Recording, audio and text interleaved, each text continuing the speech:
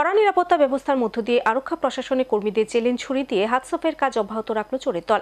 এবার বাড়ির লোকেদের উপস্থিতিতে চোরচক্র ঘরে হানা দিয়ে হাতে নিল স্বর্ণালঙ্কার সহ নগদ অর্থ। ঘটনা ধর্মনগরের নয়াপাড়ার নেতাজিপাড়া এলাকায়।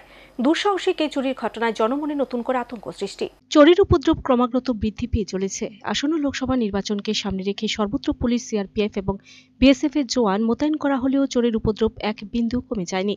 এত পুলিশি পাহারার মধ্যেও যেভাবে নয়াপাড়া নেতাজিপাড়াতে চুরিকাণ্ড সংঘটিত হলো, তাতে ধর্মনগর জুড়ে আতঙ্কের বাতাবরণ সৃষ্টি হয়েছে।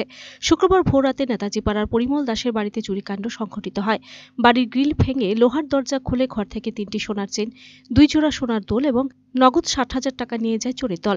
কিন্তু পরিবারের প্রত্যেকে বাড়িতে ছিলেন, কেউ কোনো ধরনের আওয়াজ উপলব্ধি করতে পারেনি।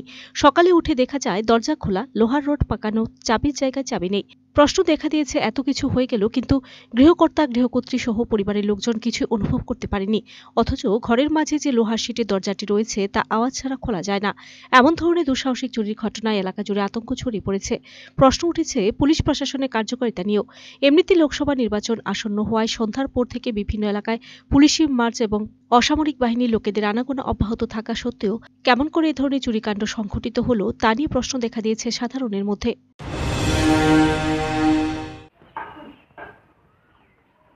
আমি পরিমল দাস, আমার বাসা নেতাজিপাড়া। গতকালকে রাত্রে আনুমানিক 2:30টার দিকে আমার ঘরের লক ভেঙে চুরি হয়।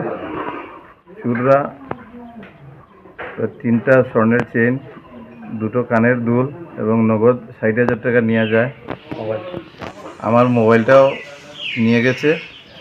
থানায় ইনফরমেশন করেছি, ওনারা এসেছেন, ওনারা তদন্ত করে গেছে। আশা রাখছি আমি এটার একটা সুবিচার পাবো। Bureau report, search India channel.